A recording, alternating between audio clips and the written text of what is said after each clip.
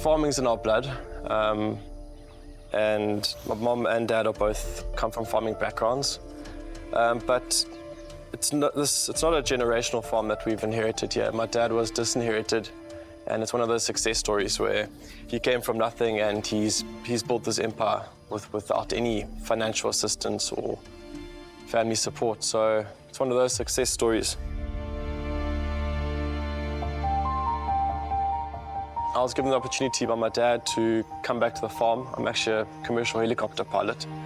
So I moved back to the farm and we started building Avogrow, what it is, straight away. So this used to be a sugarcane farm, and each year we put in about 15 to 20 hectares. Avogrow is now about 150 hectares.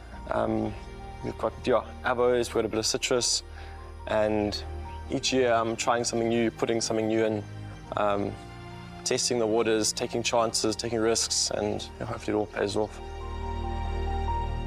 I had this vision of putting in a facility, a packing facility, and it took us a while, but we eventually got it, and it's been running.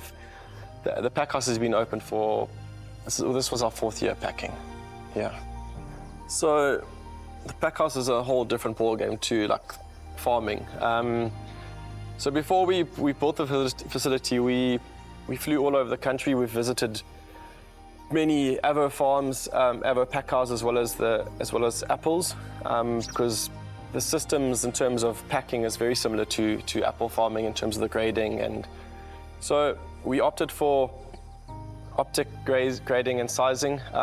For us, it was a no-brainer. It is a lot more expensive than using people to grade and to sort, but for us, we had to go down that route. So our Pac-Man optic grading and sorting machine it's extremely high tech, and it takes about 50 photos per avocado. We're doing about 100 kgs a minute, so there's a lot of fruit going under that line, and it doesn't miss anything, and that's what I like about it. At the end of the day, that's where you see where the good farmers are and the bad farmers is in the pack house. So at Avogrow, during the peak season, we employ about 150 staff. We've got about 70 staff working in the pack house, and then the rest are on the farm picking or doing maintenance or whatever needs to be done on the farm.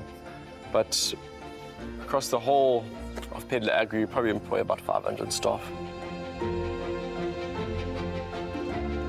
The thing about avocado farming is that it's very important for us to get our fruit into specific markets in the world, and it's all about timing.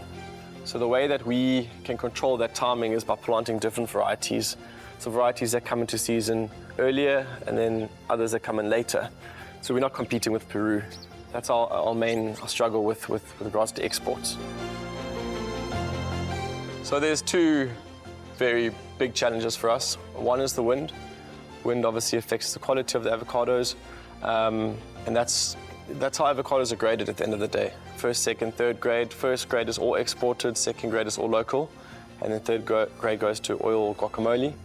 And then the main challenge for us with farming avocados is Phytophthora. So Phytophthora is a soil-borne disease, and it affects the feeder roots of avocados. It's difficult to control once it's there. So we have to rather be preventative in the way we farm. So ideally you want to have really well-drained soils. And we also, at certain times of the year, we inject our trees with phos acid. So it's a very labor-intensive way of controlling Phytophthora, but it has to be done.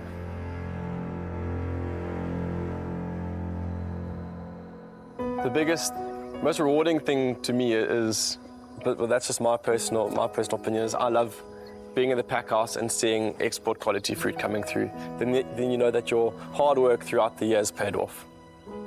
That's it, really. And I'm not even joking, I get so excited about it.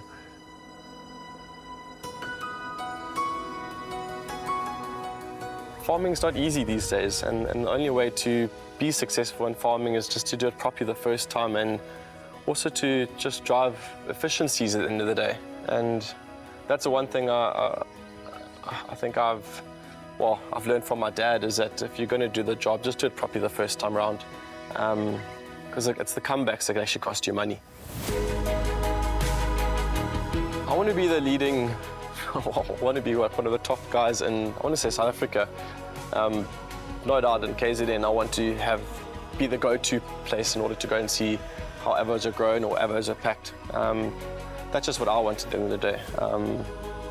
Yeah, I'm striving to be like a world leader in avo production and packing.